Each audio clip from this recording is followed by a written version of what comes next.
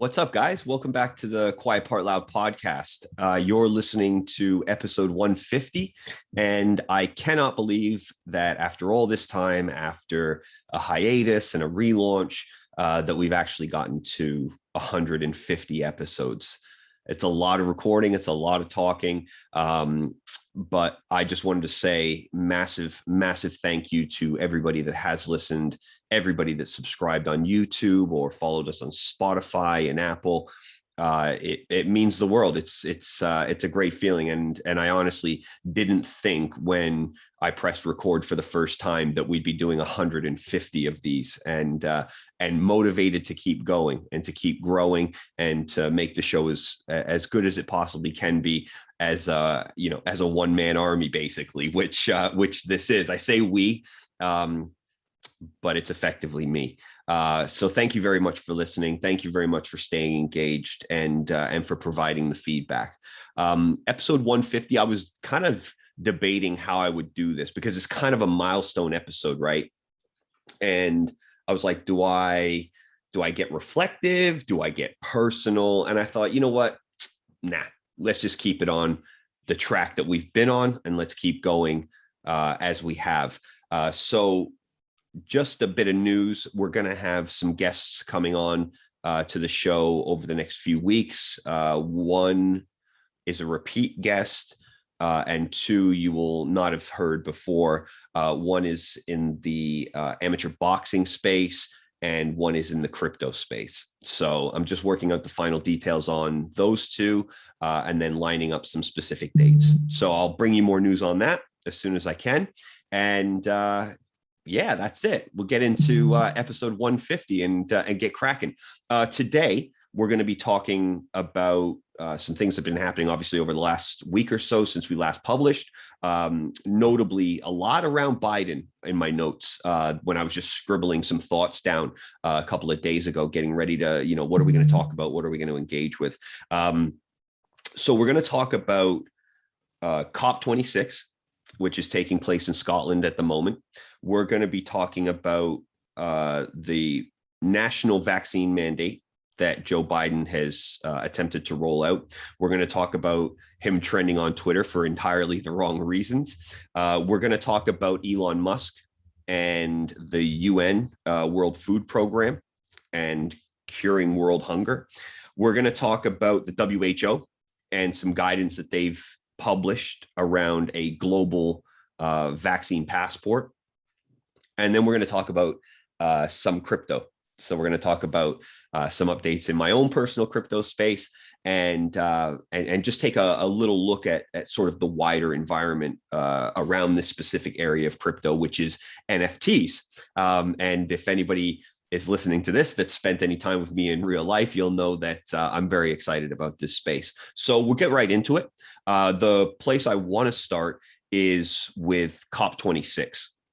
So COP26 has been going since the mid-90s, and it is, the world leaders, coming together to discuss climate change and ways to stave it off, solve it, cut our carbon emissions, and so on and so forth. But I've never really paid attention to COP until maybe the last couple of times that they've done it. And specifically here, because it's sort of crossed over into my professional life as well. And so I've been paying a little bit more attention to it. And obviously climate change is a massive issue, and something that's on the minds of many people. It's an issue that's always been always brought up, always talked about for, we have to do this in order to stop climate change. We have to cut our carbon emissions in order to stop our, planet from imploding and the human race from, being effectively flushed down the cosmic toilet. As with many things, as with most things that governments are involved with, COP26 is, for all intents and purposes, just a sham.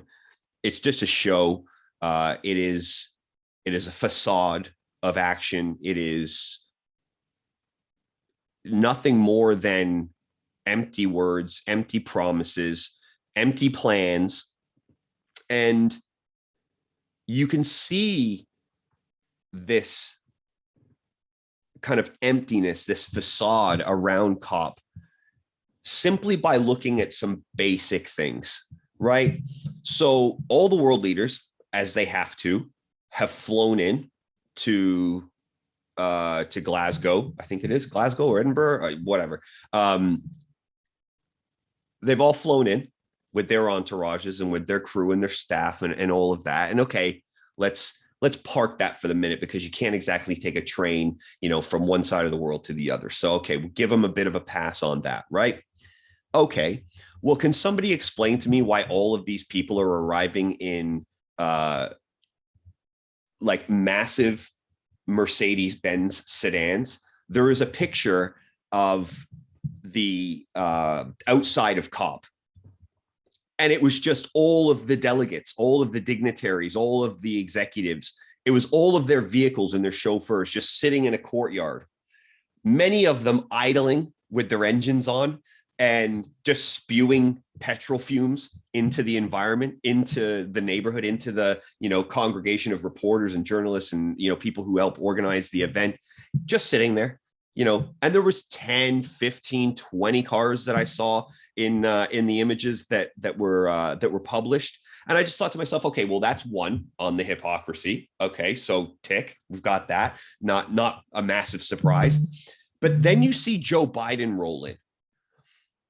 And this old fart, as with every other president, has a motorcade of about 12 to 15 vehicles, getting him from Air Force One to the hotel, from the hotel to the conference center, from the conference center to the hotel, so on and so forth, right? And I just think to myself, what a sterling example.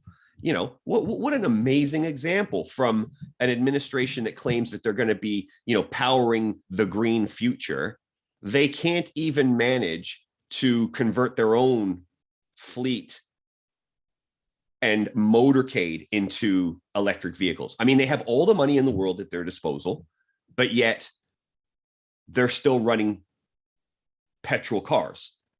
And I just think to myself, why the fuck should we listen to anything that these guys have to say, right? You see a picture of Boris Johnson passed out, sitting next to David Attenborough, right? It's his country. He's the prime minister of the UK. He's hosting the event, and he's sitting there like this. Like a fat slob that he is, can't even stay awake for some speeches. And then the cynics out there will say, oh, well, they just caught him. They just caught him with his eyes closed. He wasn't really sleeping. Get out of here. Beat it, nerd. That's bullshit. This fat slob was sitting there and he was effectively taking a nap. He was like this. He wasn't kind of closing his eyes. There's footage of it. There's footage of it. He was falling asleep. Why? Because he couldn't care less. Joe Biden, same thing. Sitting there listening to, one of the other delegates speak, and he starts dozing off. He's like, and one of his staff had to come over and effectively whisper in his ear and say, hey, Mr. President. So he woke up. They probably said, hey, pay attention. at least make it look like you're interested. But I just think they can't even play by their own rules, right? The rules that they try to set out, they're for us. This entire COP26 has been nothing more than a bunch of speeches about how we need to do our part. Now, they've made a pledge to give up coal. Oh, great. But the transition from coal to renewable energies is not a stop here and then start immediately. You have to bridge the transition, and they're not bridging the transition. If I look in the UK, they're not building the proper infrastructure required to promote electric vehicle ownership. These subsidies for solar panels on your houses, I hear nothing about them. and maybe there's an initiative out there, but it's the government's job to put these initiatives front and center. But the fact of the matter is they don't have any. All they're doing is saying, we need money for this. We need money for this. Let's make a plan of action to tackle this seriously and to make the changes required so that we avoid a 2-degree world and we keep it at 1.5 degrees. And it's all these bullshit talking points that actually add up to nothing, because I mark my words, and I might not be around to actually see this come to fruition, but mark my words, 2050 or 2030, whatever years deadlines they're putting on themselves or putting on us or putting on everybody to become carbon neutral, is absolutely not going to happen. I would love it if it did happen, but it is absolutely not going to happen.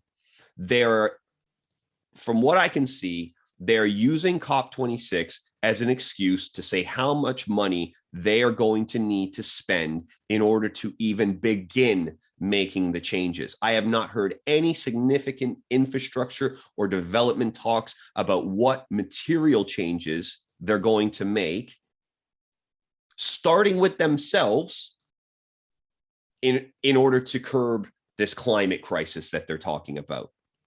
And if you listen to some of these speeches, you would literally think that we are going to burn to death as a civilization next week. And I think there is a climate problem, for sure. I think there is changes to the weather patterns, disruptions to ecosystems. I think climate change will cause populations in the millions to be displaced. I think it will cause coastal waters to rise and to shrink land masses. I think these things will happen, but I don't think they're going to happen, in the next 15 years or so. I don't think, as Greta Thunberg would say, that we're basically doomed already, and I love people like her who will skip school for 3 years and go out there and, be a pain in the ass and, and blah, blah, blah to politicians and all of this. And yes, we need these activists. Yes, we need people to stand up and fight for change. Absolutely. I am an advocate for that, without a doubt. But it's like I was saying on the last episode about Insulate Britain. It's the way in which you do it, right? And you being a condescending little teenage fuck does not do anything to help your cause. It just makes you look like a complaining, bratty little kid, right? And she's sitting out there and she's smiling, she's partying with all her, other soy boy activist types. And I'm just like, why in the fucking world would we listen to an 18-year-old girl or 17-year-old girl, however old she is, about climate change? What experience does she have? What qualifications does she have that would warrant us saying, wow, she's really got a point there? She's not saying anything in her speeches. If you listen to them, all she's doing is complaining, just like all the government is doing. All the government are doing is asking for money. Where are the plans? They've had 25 years, 26 years to get this done, to make some material changes, to put some plan of action in place, to start us down the path. Climate change is not a new issue. People have been talking about climate change since the 80s, or maybe even before. But with the world leaders coming together on an annual basis for one specific purpose, not one plan has come out that would say this is going to make a material change, other than saying we need to throw more money at the problem. We just need to throw more money at the problem. Well, I believe the total revenue that's been kind of collected, donated, raised since COP began is something like $20 trillion. 9 trillion of that has happened in the last 2 years because of COVID. $20 trillion, and the planet's hotter. the infrastructure is non-existent. I see nothing of material importance that any of these leaders have said. Even David Attenborough, bless him, and we all love David Attenborough, but even he goes up there and he basically just showed us a clip of Blue Planet. And it's just like, you're not going to get the results desired by fear-mongering the general public into change, or else this is on your head, right? On your head be it if you're not the one. Like, why are you not taxing the 100 companies that are responsible for 71% of all the global emissions? Why are you not putting levies on China and India and Russia, who are 3 of the top 5 or 7 global polluters, who, by the way, could not even be bothered to show up to COP? So what material change are you going to initiate if you can't even get the major polluters of the world to show up to a climate change conference? Or what material change do you expect to be rolled out when you've had $20 trillion plus in funding and fundraising and contributions and donations, and you haven't been able to put any plan of action in place? Because every year they say the same thing. Now is the time. Prince Charles, again, I talked about him before. He's been working on climate change for the past 40 years. And now he's got the balls to stand up there at COP and say, we need to be treating this as if we're on a warlike footing. A warlike footing? What are you talking about? What are you talking about? A warlike footing. Stop with the hyperbole. Stop with the doom and gloom. Stop with the threats, and stop placing the blame on the average person. Take some fucking responsibility for the situation and put some material plans in place that are going to make some material changes. Because until we see it being led from the front, why the fuck should we do anything? Because everything is going to be forced upon us anyway. They're not going to do anything. They're going to make us do anything. They're not going to go to ExxonMobil and start taxing them, putting a carbon tax on them. They're not going to start levying sanctions against China over climate change. No, they're going to charge us for plastic bags. They're going to put our heating up. They're going to make it all about us. You can't drive cars that have petrol or diesel anymore. Sadiq Khan expanding the ultra low emission zone in London. This is not doing anything. You're not going to, these massive transport companies and saying, if you don't convert your entire fleet in the next 3 years, then you are going to be taxed. They're not saying anything like this.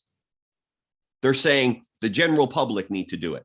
The individual needs to take responsibility and the burden for all of this. Are we the ones that are flushing the chemicals into the rivers and into the oceans? Are we the ones with the massive stacks pumping out CO2 into the atmosphere by the ton on a monthly basis, yearly basis? No. We do our recycling. We keep our heat off when we don't. We keep our lights off when we leave the house. We turn everything off at the main when we leave our house. We only drive when it's absolutely necessary. Otherwise, we take public transport. How is this on the individual?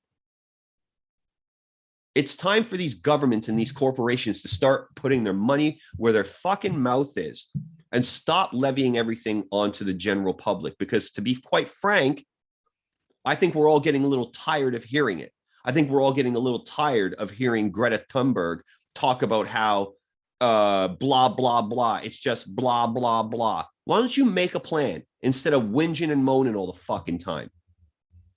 Boris Johnson, instead of having a cat nap, why don't you work on an actual plan of attack? Joe Biden, same thing. Why don't you take 10 cars, 5 cars, or why don't you change your fleet into an electric fleet, motorcade? Oh, and then Boris Johnson had to get back to London. How's he going to get back to London? Well, he's going to fly his fucking private jet. That's how he's getting back to London. And the excuse? He's a busy man. He's a busy man. He can't be taking a train. God forbid. He can't be taking a train. That's absurd. They don't care about climate change, guys. They care about ways to funnel money into the pockets of themselves and their friends. That's it. That's it. And what they want is they want massive amounts of money to come into the government, into the system, so that they can then disperse that to the places that they actually feel it would be best utilized. Just like the PPE contracts, right? All of these PPE contracts went to government friends. 100 million here, 60 million there, 40 million here. It's a Ponzi scheme. And I'm not saying climate change isn't real. Don't get me as a climate change denier or anything like that, because I've said up front that I do think these things are happening. My problem is the people who claim to be leaders of government, of nations, of industry, claiming that this is number one priority and we need to take care of our kids and we need to save the future. And we can't, what do they say? It's what did they say? Two degrees. I don't know. There's some fucking stupid moniker. It's like 2 degrees higher or you die or some shit. I don't fucking know. It's all garbage anyways. But they can't even organize a decent event around climate change, which they all claim is the number one problem facing humanity now. We are at, what did Boris Johnson say? This is like a football match and we're down 5-1 or something like that. He said it is 11:59 on the clock, and we've got 1 minute to save ourselves and humanity. Does anybody for a minute believe him? Because I certainly don't believe him. All I see from this is empty promises, empty plans, begging and asking for more money with absolutely nothing to show for it. So they'll start to funnel the money out, get it into these initiatives. All of a sudden, these initiatives will be run by Boris Johnson's friend or, somebody like that. They don't care. They don't care. And I mean, it's just been a shambles of a show. It's been a shambles of an event. And I mean, this woman, I think, it was a woman. She was denied entry to COP26 because she was in a wheelchair and it wasn't handicapped accessible. The event was not accessible to people in wheelchairs. Well, she turned out to be an Israeli diplomat. So good job, guys. Good job. I can't take any of these clowns seriously, not even for a moment anymore. And paying attention to this event has just reinforced how I feel about government, how I feel about industry, how I feel about most people in society, if I'm being completely honest. And I don't want to be, this negative person that just seems like he hates everything, because I absolutely do not. But I'm so sick and tired of being fucking lied to, being sold a bill of goods, pretending like something's going to happen. But ultimately, it's just how they can fuck us more, how they can raise our taxes, how they can increase the cost of living on us. And trust me, I am for a transition into sustainable, renewable energy. Absolutely. But you cannot go from A to B without a transition and a bridge. And that transition and that bridge is what needs to be talked about, because otherwise you're going to leave people without heating, without electricity. You're going to leave people destitute. You're going to charge people far too much to access the technologies that are renewable, because these things are still expensive. They're not, they're not cheap. That's for sure. If you want solar panels put on your house, it's going to cost you a pretty penny to do that. And then, okay, what's the return on investment for that? Where are the subsidies? Where are the assistance programs? Where is the infrastructure? Where is the encouragement? And where is the leading from the front? My local council, they claim about having these LTNs and putting in cycle lanes so we can all use less petroleum and less gas powered vehicles, and we can walk and we can cycle and all that. Well, their entire fleet of vehicles for the Royal Borough of Greenwich, their garbage vans, their collection vehicles, etc., they're all gas powered. Boris Johnson flies from COP back to London. There was some problem with the train tracks for people trying to go to COP. So what happened? They all took planes. They don't have any intention of making any material change. They just want to make it look like they are. That's it. It's our fault, and we're the ones that have to do it. That's what it's ultimately going to come down to.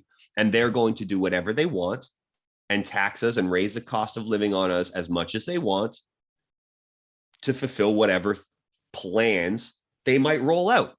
So I just wanted to talk about this because it's been a disgrace. It's been an embarrassment, and absolutely nothing will happen off of the back of it. Mark my words. We talked about Biden and his motorcade and whatnot. Well, there was also the G20 summit. I think was happening in Italy, and Joe Biden had an audience with the Pope. They had a meeting set up, and this started one of the funniest hashtags I've seen on Twitter in some time. It was Poopy Pants Biden. Poopy Pants Biden was trending on Twitter for a good 4 days, I think it was. And this is in relation to him meeting the Pope, and effectively a photo op and a journalist asking him a question, to which he didn't reply Pope, he replied poop. So this, coupled with, and I know it sounds mental, I know it sounds absurd, but this coupled with the fact that he showed up in a black suit, and by the time he was having his second photo op with the Pope done, where they were sitting down in conversation, he had changed his suit entirely. So the rumors are, and the conspiracy is that during the meeting he shat his pants. Now, he's an old man. We know he's losing his marbles. And I hope it's not true, because I kind of feel bad at this point, them dragging this poor old bastard around when all he should be doing is retiring into the sunset, enjoying the final few years of his life. He's being dragged pillar to post like some puppet. And I've said it before, and the analogy I think is spot on. He is like Bernie at Weekend at Bernie's, where the two guys carry this dead rich man around just to get themselves into parties and to have a good time and to bang chicks and, all of that. I think it's exactly the same thing. They're basically carting around a corpse. Biden is not running that administration. I don't care what anybody says. And I just thought that if that happened, I mean, what an embarrassment to him. I mean, for him. I mean, he can't be happy doing what he's doing. I mean, these narcissists that crave this power position, even when they're losing their marbles, and then people around them, their political party, just prop them up, basically swing their arms over, each one of their shoulders and start, carting them around and shit. It's so sad to see. It's incredibly sad to see, but it's politics. And I don't have a beating heart and a soft place in it for politicians. I just don't. They wanted this. What's the saying? Anybody that should be president would never run for president, and everybody that does run for president should not be president. And I think that holds really, really true, because look what is happening to Biden now. How the fuck do you claim he got 81 plus million votes from the American public 10 months ago, and now he has an approval rating of around 40%, maybe even lower across the board? And that's with Democrats, right? And apparently they came out in force. It's a shambles, and it's really, really sad to see. But it's also sad to see when our 50-plus-year-old prime minister can't keep his fucking eyes open for 10 minutes while he's leading a conference and sit in front row next to a national treasure like David Attenborough. It's an absolute farce. COP is an absolute farce. Their strategy and plans on climate change are an absolute farce. And at the end of the day, all they're going to do is print more money to put it in their friends' pockets while they pass on all the costs and the problems to us. So sticking with Biden, he's now announced a national vaccine mandate in America. And for anybody in the UK, I know you might not care about America, but you should care about America, because generally what happens is what happens in America comes to us, not too long or not too far thereafter. And I'm concerned. I've mentioned it before. I'm concerned.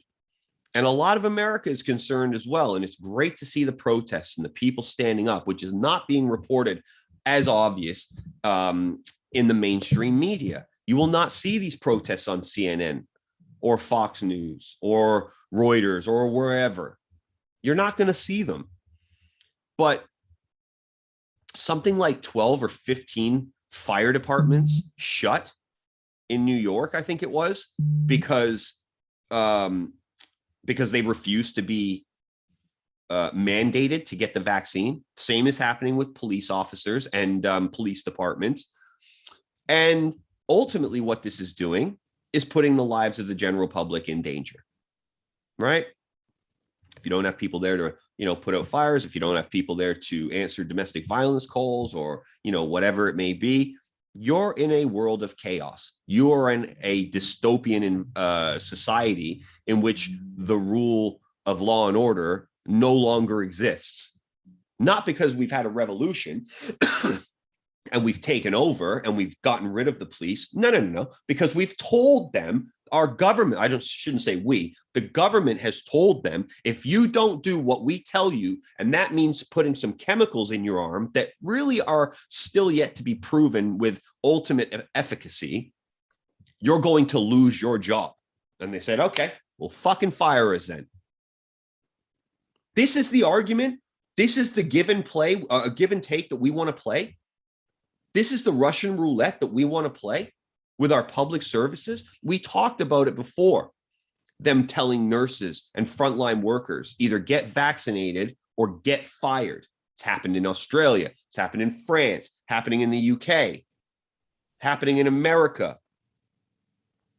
Where are these leaders and their common sense? I mean, at this point, can we even call them leaders? What are they leading us to other than destruction, despair, higher costs of living, a more destitute existence, being able to put your family, put food on the table for your family, or send your kids to school, or pay your mortgage, or pay, something basic like your electricity bill? How do we call these people leaders anymore? They don't deserve the title. They don't deserve our respect, and they don't deserve our votes. And I'm just waiting for somebody to pop up and say, let's do things differently. Unfortunately, it's a very hard system to break into, especially here in the UK, because unless you come from one of these private schools where all these Ponzi fucks send their kids to keep this cycle of aristocracy going, you don't get in. There's been nobody in the UK that's risen to power that's outside of these kind of two main political parties. There's no independents or anything like that have made any real impact or change.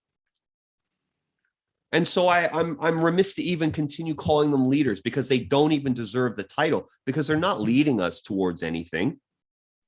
Again, don't forget, Boris Johnson said in a leaked memo that a leaked email that Dominic Cummings was talking about, he said, I don't want to fix the COVID problem. I like the chaos. When the chaos is happening, that means they're not paying attention to the other stuff. They want us worried. They want us scared. They want us fearful. And they want us walking on eggshells at all times. This is the same with corporations and businesses. You see all these cost-cutting measures that are coming in and redundancies that have been happening throughout the pandemic. They are trying to fearmonger the rest of their staff into compliance and keeping their fucking mouth shut and not to step out of line, or else fear of reprisal and loss of income. That's all. That's all. So I'm remiss. I don't want to call these people leaders anymore. I'm going to start calling them by their first names, and that is it. They don't deserve any respect from us. They haven't earned that. You earn respect by action and by the content of your character. And when I see the leaders falling asleep at what they claim is the conference that's going to address the biggest single problem facing us as a country and as a global community, and they say these, they give us these talking points and these analogies that mean nothing, it's time for something else. It really, really is. But I did think the poopy pants Biden thing was fucking hilarious. I just don't see how you can try to roll out the vaccine mandate nationally. It doesn't seem even possible to me. So, I mean, yeah, it's just all a bit absurd, isn't it? But let's move on, because there's some more absurdity I want to talk about before we get to some of the good stuff and some of the fun stuff. If you haven't seen this, I actually tweeted it out a couple of days ago. The news that the WHO, the World Health Organization, they have a guidance document that they've published now. And effectively what this is for is to roll out a vaccine passport program globally for every country under one World Health Organization banner, effectively. There's a big paper on it. They've written their logic behind it. And of course, it's all around coronavirus and COVID and protecting everybody and making sure that they can deal with these pandemics in the future more effectively and blah, blah, blah, blah, blah, blah, blah, blah, as our old friend Greta would say. I'm so concerned about this because we spoke about the World Economic Forum. We've spoken about the United Nations and their digital passport programs that they're rolling out for their employees, and how they're using this as effectively a test bed, a test case for how they could then roll it out to everybody else. Well, the WHO have now released some guidance on how they think they want to do this, and it's terrifying. It's terrifying because the World Health Organization is effectively controlled by China, right? We saw that during the early stages of the pandemic when reporters and journalists were talking about, whether it be a lab leak or China's responsibility in allowing this virus to get out and to spread. And, they just would not field any questions. They pretended like they didn't hear the questions. They ended the call. It was a real shambles. And it just showed, who the World Health Organization are under the surface, as it were. But they're beholden, like many, to the ones that fund them. And America are a massive funder of them, but China are also a massive funder of them as well. And it seems that China have more sway than America with the World Health Organization, as demonstrated. But now that they've built this framework that would allow every country to effectively enter into a World Health Organization vaccine passport program, you're seeing this consolidation of power. And I don't want my data being held in a massive repository any more than it already is. So I was at the O2. Was it last weekend? I think it was last weekend. And I was supposed to be going there for some boxing. And when I was reading the guidance on the event, it said you have to have your vaccine passport ready or you will be denied entry. And so I was like, okay, do I do this thing? And I was really reluctant, and I was dead set against it at first, but I was like, I also don't want to be that guy that can't take part in things with his friends just because I don't want to do this vaccine passport, even though entering into this vaccine passport goes against my better judgment. So I started the process of filling it out, and they said, oh, we have to send you a 6-digit verification number, and then that will give you access to the app. So I went through it, did it. I didn't get a verification number. I thought something had happened or what have you. So I did it again, asked for the verification number, and it didn't come through. I did it multiple times, and it didn't happen. And now I'm at the event. Now I'm at the bar waiting or deciding whether or not I'm going to try to sneak in or be snuck in or whatever. But it never came through.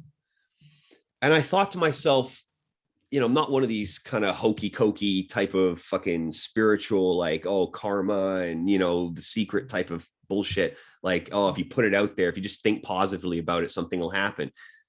But I was like, this is kind of weird. Like, I'm very, very much against this vaccine passport. And even when I went to go against my better judgment to do it, it didn't happen. And that just was writing on the wall for me. Now I know I'm going to have to at some point because I want to travel and I want to go abroad, and I'm desperate to do that. But international travel, I can almost justify that to a point. Domestic events around the corner from my house, fuck that. After that night, I said to myself, nah, you're not doing that. You're not doing that. And I know if I do one for travel, it'll be the same one that I can use to get into events and all of that stuff. I understand that. But I am not going to prop up an economy that thrives on slavery. And slavery is exactly what we're being ushered into. You are being told either you get a jab in your arm and put all your fucking information into this app so we can track wherever you go, whatever you do. If we decide that you're sick and you can't be out and about, we can have somebody come to your house and give you a fine of up to 10,000 pounds. I'm not doing it. I'm not putting my money into the economy that way anymore. You have to come with something better than like this or that, this or nothing kind of thing. If you give me ultimatums, I'm the type of guy that's going to tell you to go fuck yourself. It's just who I am. It's just how I'm wired. So I was really glad that it didn't happen, especially after I'd seen a couple of days later this WHO framework. It terrifies me, guys. It terrifies me. And I don't want to be sitting here, being this conspiracy theorist and all that, but I don't think this is a conspiracy theory anymore, because go back 7 months and they said categorically, the UK government has no intention of rolling out vaccine passports to the public. They said it. And I turned to my wife and she turned to me, and we both kind of simultaneously said, I wonder how long that'll last. And sure enough, it lasted a couple of months, and then they were talking about putting them out. And now we've got all of these major global institutions saying, we're going to roll out this program. We're going to roll out this program. And it's all about tracking and it's all about control. And I'm just not interested in it. But I do want to travel. The main thing I want to do is buy a house in the country with a plot of land. I want to grow my own vegetables. I want to run my own energy. And I don't want to interact with 99.9% of society, because I think they're fucking useless. I think everything that we're being run by is fucking useless. And it's just all getting very, very boring. And I don't want to be here in a position of vulnerability when all the bricks fall down, because they're falling down now. I mean, have you seen the price of your groceries? Have you seen the price of gas? Have you seen the price of electricity? When electricity starts going up like this and all of these companies start going down the toilet, which is happening now in the UK, you've got real problems coming around the corner, folks. Real problems coming around the corner. It's always energy prices that go up first, and then you'll see consumer prices go up, and then everything else will go up. They've just said, the Bank of England just said, and I think the Federal Reserve said this too. They said, we're keeping interest rates at 0.1%. Yeah, of course you are. Of course you are. Because if you move those interest rates even a decimal point up, you're going to have some major pain on your hands. People are going to start not being able to pay their bills, not being able to pay their rent, not being able to pay their mortgage. They're not going to be able to travel into work. They're not going to be able to pay for their kids. You want to collapse the economy? Put the interest rates up again. Because you drive the interest rates down so low is a problem in the first place. But I'm just a bit sad that I didn't take advantage of this earlier. I should have went to the bank and got a shit ton of money and just put it in Bitcoin. Because if I would have put 10 grand in Bitcoin last year as a loan from the bank, I would have paid that loan back. I could have paid that loan back 4 times over easily. And I probably would have had enough to buy another house. But I didn't. I didn't want to leverage myself like that because I'm a bit risk adverse. But I should have. And now I'm going whole hog into that motherfucker. So before we go back to crypto, and we're going to, as I said at the beginning, I want to just talk about something else in terms of these government and like multinational organizations, because the World Food Program came out last week and said it would cost $6 billion to end world hunger. And that's only 2% of Elon Musk's net worth. Okay. Bold statement.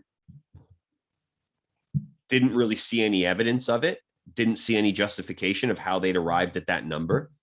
But I didn't need to, because Elon, being, the master of Twitter, because he's fucking incredible at it, Elon turned around and said, if you can demonstrate to me in this Twitter thread how $6 billion will cure world hunger, I will sell off my Tesla stocks to the order of $6 billion, and I will donate that money to solve this problem.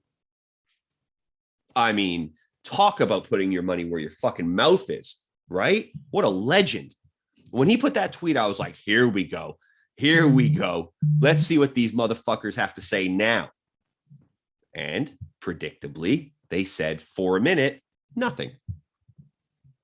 Then they said, it's not that simple.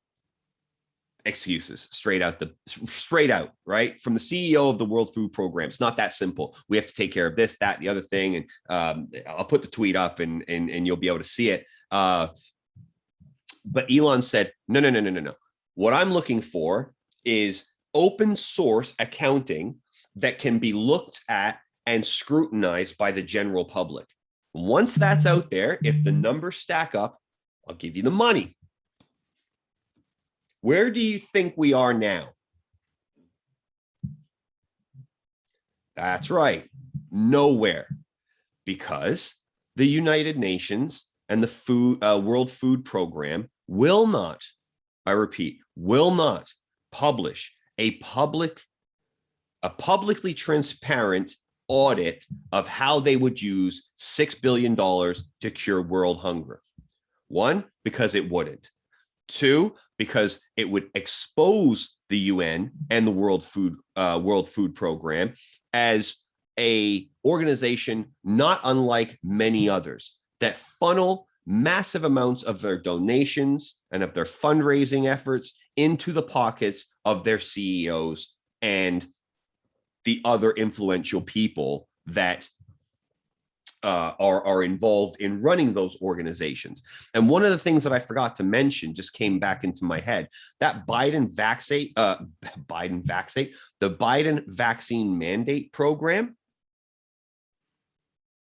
Well, that's tied into this, because who's been giving all of the advice to the public like he's Mr. fucking MD himself, Bill Gates, right? You always see Bill Gates saying, this is what the vaccines do, and this is why they're great, and this is why everybody should be taking them. Well, he's not an impartial player, because the World Health Organization that released that guidance, about the vaccine passport. Well, that research was funded by the Gates Foundation, the Bill and Melinda Gates Foundation, and the Rockefeller Foundation. So I know we got from world hunger, but I wanted to go back to it really quickly just because it was that came into my head about who was funding the research and the reports that the World Health Organization had put out. But going back to Elon, Elon was basically like, show me the numbers, and if they're right, I'll do it. But the UN have not done it. They won't do it. Because why? Because they're a fucking corrupt organization that would basically funnel that cash into the pockets of their most influential members. That's it. That's it. And then he posts another thing in response to them after the World Food Program CEO had posted, oh, it's more nuanced than that, and there's all these things to consider, and blah blah blah blah blah. Just trying to, kind of, look over here, don't look over there, kind of tactic. Elon shared a link, and he said, well, what about this? And if you click the link, it opened up into an Express article that said, don't quote me, I'll put it up, something along the lines of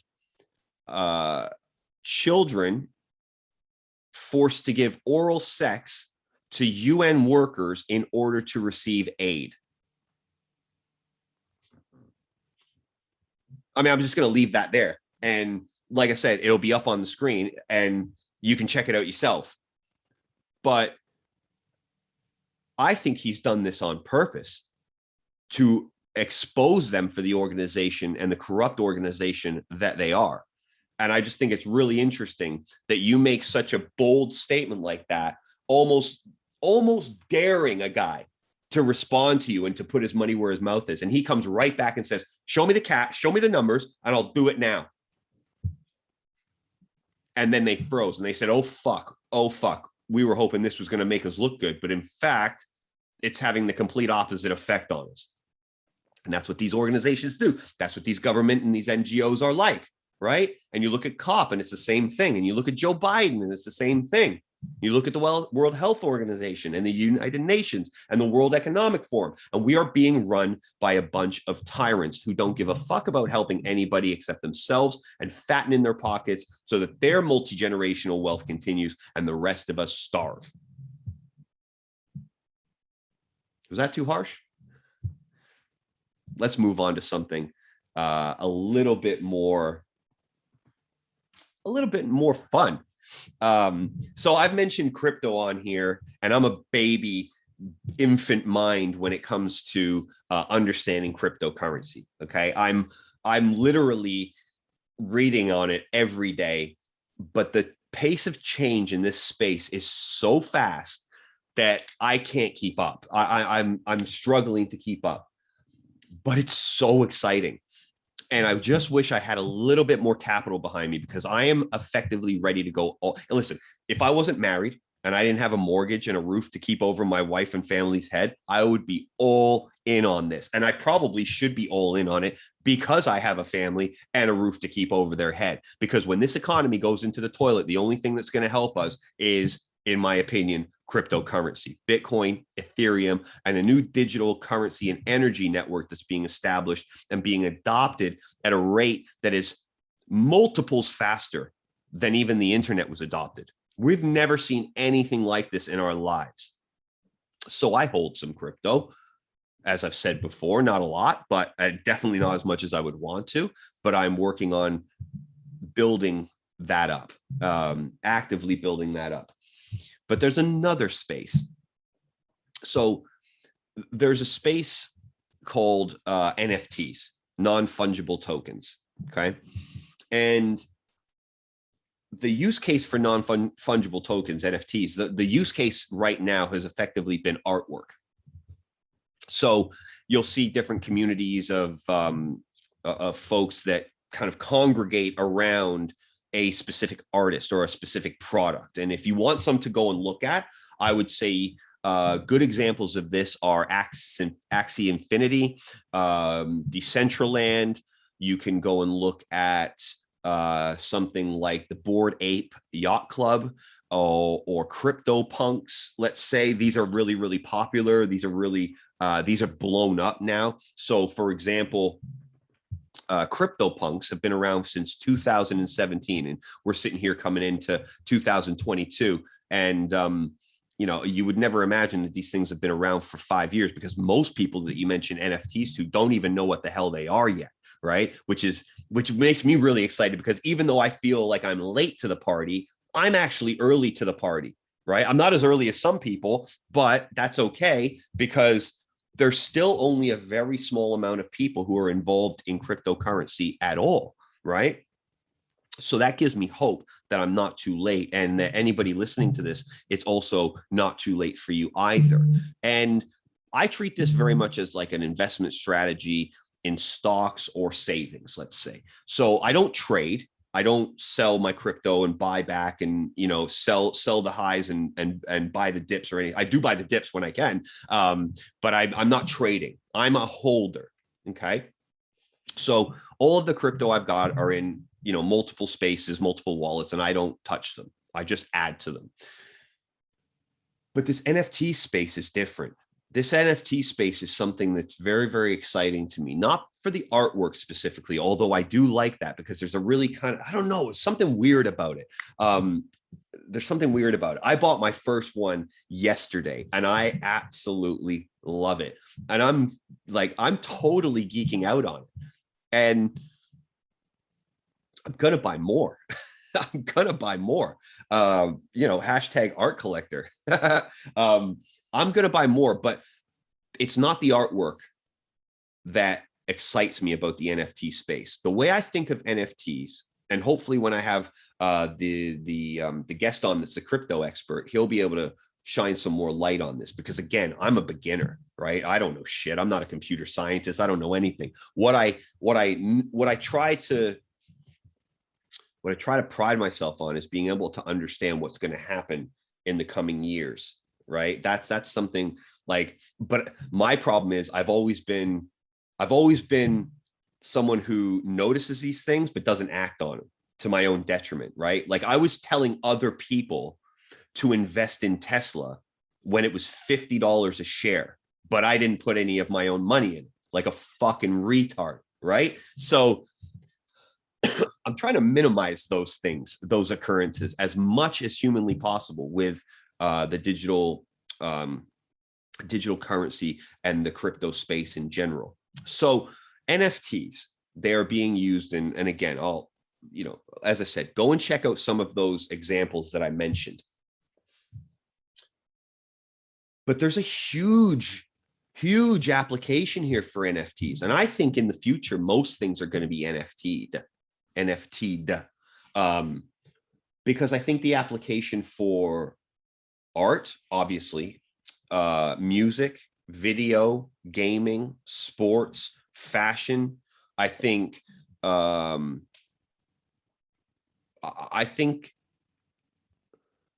it's hard to grasp the full potential, but I think this thing goes into property and real estate. I think it goes into most things. I think it goes into most spaces. Real estate, I think, is going to be a very, very big one, because the way you have to think of NFTs is not in the very base form, right? Like, so when I tell people, oh, look what I bought an NFT, they're like, why the fuck did you spend money on a JPEG? And I'm like, that's not the point. That's not the point. I want to see how it works. I'm testing it out to see how it works. And yes, I love my artwork now, and I'm probably going to get it put on t-shirts and hats and fucking everything I can, because I've changed it to my profile picture to every single thing that I do online. My NFT is now my profile picture. So as I said, I'm geeking out on it. I love it. I think there's huge capacity in the space, most of which we've basically not even scratched the surface on yet. But the way I think about this, and correct me in the comments if I'm wrong, but the way I think about NFTs is not about the artwork application. It's about the infrastructure of what is behind an NFT. And that's a smart contract. And a smart contract is something that I think is going to take over the business world entirely. I think when you make agreements company to company, they'll be done on smart contracts that are locked in a blockchain. These things can then automatically distribute things like residuals and commissions and revenue shares and ownership swaps and you can put different parameters into the, and again, I'm talking absolute base level understanding of smart contracts, but they are so flexible and so intelligent and so malleable and customizable to do any sort of functionality that you want. And everything that you do within that space is then locked in to the blockchain. And I just think that is so exciting because, like, I've got my NFT now. Let me show you my NFT. I'm such a geek. Let me show you my NFT real quick. Go to my wallet, go to my NFT, and oh, can you see it? No, because I've got my zoom on. There it is. There he is. So that's from a collection called Ultra Punks. And Ultra Punks are only 2 weeks old. Okay. So what you want to look for, if you're going to dip into the artwork side of the NFTs, look for community. Look for the size of the community. Now, if you've got a community, like let's say on Twitter with like a few thousand people, that's a really nice kind of burgeoning community, right? It's not like the Bored Ape Yacht Club. You can't buy a Bored Ape Yacht Club. The average price of a Bored Ape Yacht Club NFT is $16,500. Okay. These things were a couple of $100 a few months ago. Okay. What was the other one? CryptoPunks, same thing. Jay-Z just bought his CryptoPunk. I don't know how much he paid for it, but now it's his profile picture on his Twitter account as well. Sotheby's just sold an NFT of a Bored Ape Yacht Club for $3.2 million. Is this a blip? Is this a pump and dump thing? I may have said that in the beginning, but now there's too much money in this economy already. There's there's millions and millions of dollars being circulated in the art-based NFT. And we're not even talking about the full scope of what this technology can do. Imagine you go to sell a house, right? And I don't know, I'm trying to think of an example. You could arrange, hypothetically, to sell your house within a smart contract that then provides you with a commission every single time that house is sold in the future. Now, if it's a £100,000 house because you live in some, raggedy old, neighborhood in America or something like that, that may not mean anything to you. But imagine if you're selling a $5 million house and you can arrange a commission back to you as a royalty for the original ownership of that house. And that's locked in a smart contract. So you don't do anything. Every time that house is sold, it's automatically royalties to you. Think about the music industry. Think about independent artists. Think about independent creators and YouTubers and things like this, and authors and journalists. And you want to publish a book, but you don't want to go through Amazon or something like that. But you can publish your book with an NFT that says that the royalties from that will be paid to you in perpetuity, no matter what, right? So there's all sorts of ways you can help charity, ways you can help industry. My mind starts going woo when I start to think about the possibilities. And most of the people that I talk to just scoff at me. They just scoff at me. They say, "What have you spent money on a JPEG for? Why would you do that?" And I say, "Why not? What are you investing in? What is your money going to? What is your capital going to? You putting it in an ISA?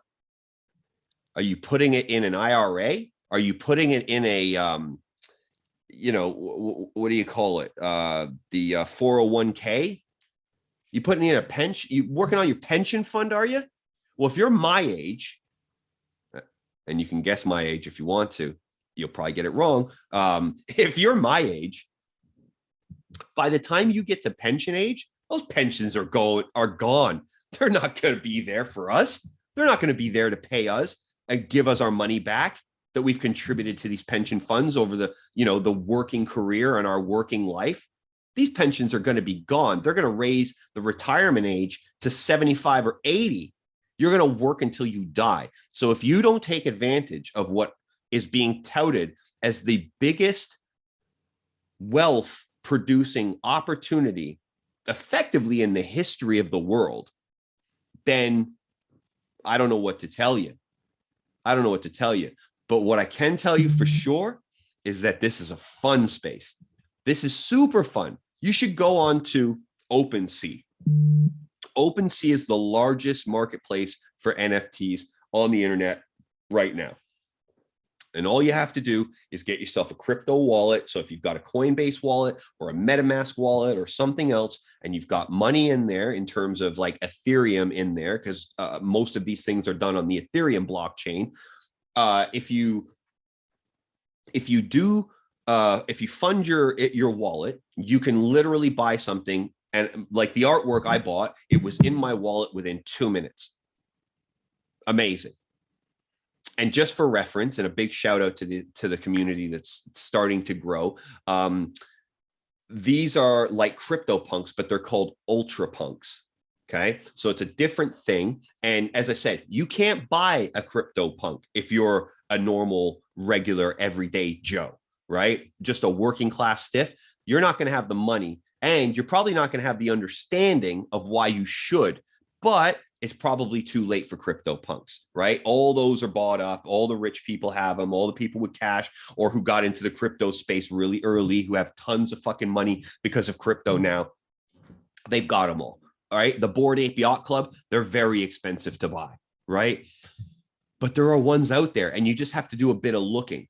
You have to do a bit of searching. But at the end of the day, don't worry about buying it because you think it's going to make you a millionaire or not. Buy it because you like it. And if you don't like it, don't fucking buy it. I'm just giving you some advice in terms of what I'm seeing in the space. And I don't know a lot about it. I'm still learning every day. I'm trying to learn as much as possible. But what an exciting time to be alive.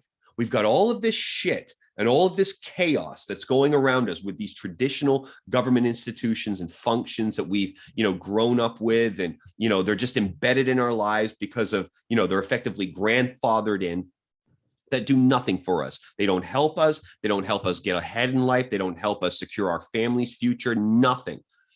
And here comes an opportunity that is mathematically based, that is secured digital energy, effectively. It's digital energy. And I see this NFT space as an incredibly, incredibly exciting space. Think of it like, how people like used to collect, what were those like little furry things called? Not Teletubbies, Beanie Babies. Is that what they were called? Yeah. Beanie Babies. Yeah. Remember? And some of them were like collector's items, and you have these weirdos that have like fucking rooms full of them. Well, it's no different. I'm an NFT weirdo now. Right. But the difference is, they're all on here. They're all on here. So you don't need a room full of stuffed animals, and you don't need to collect like, different, like porcelain dolls and, whatever floats your boat. There's an opportunity here now to do this digitally, and it's much more secure, and it's much more flexible. And again, the art side of NFTs is only the use case. It's not the full scope of application for what an NFT is or how it will be applied in the future. And don't think of NFT as a JPEG. Think of NFT as a smart contract. And a smart contract gives you the ability to put the terms and conditions in an automated way, locked in the blockchain forever. This is not a paper contract. This is not a PDF. This is locked in the blockchain, verifiable. But so is my artwork. My artwork's verifiable. That's mine now. So if I ever saw my NFT being used by somebody else, I can show them why that's not theirs. And that they're effectively just borrowing it or using it.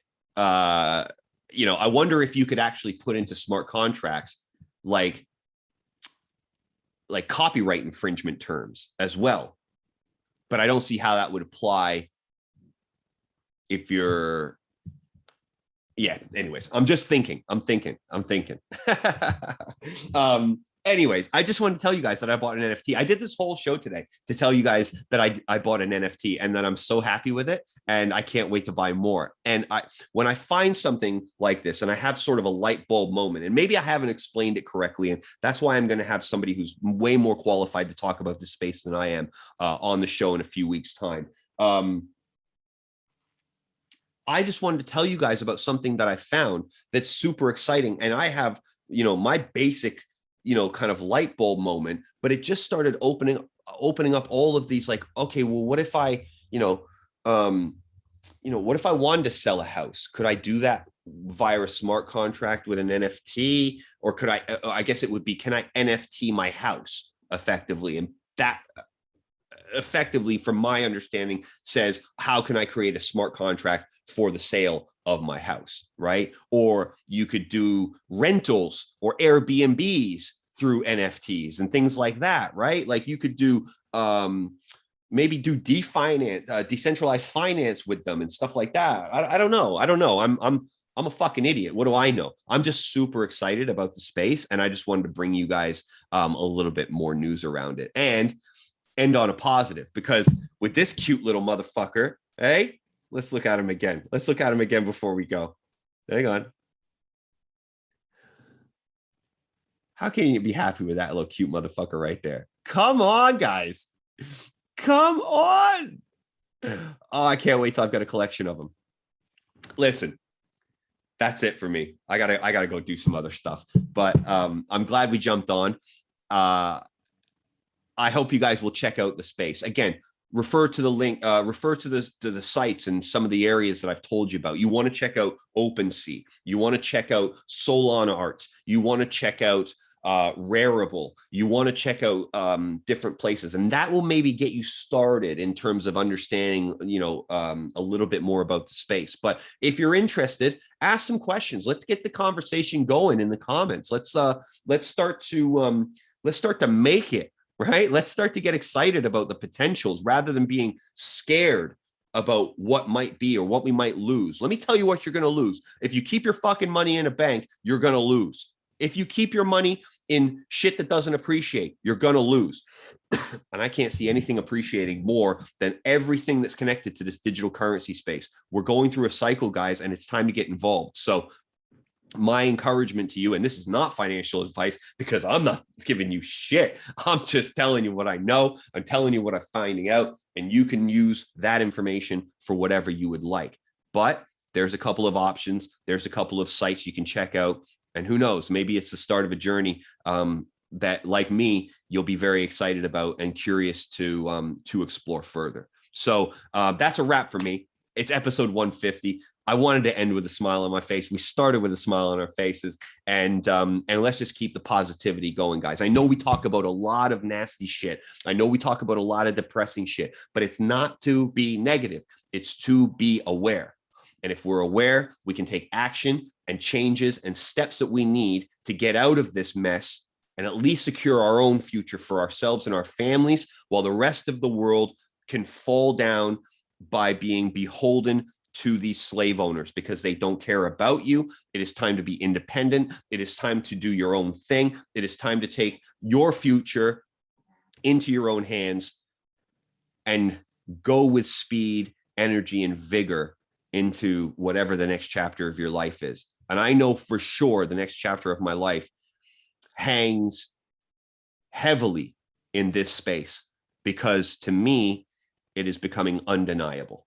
So with that, I'm going to sign off for episode 150. Check us out on YouTube. Check us out on Spotify. Check us out on Apple. Hit us up on Twitter. We'll talk shit with you on Twitter. Facebook as well, if you like.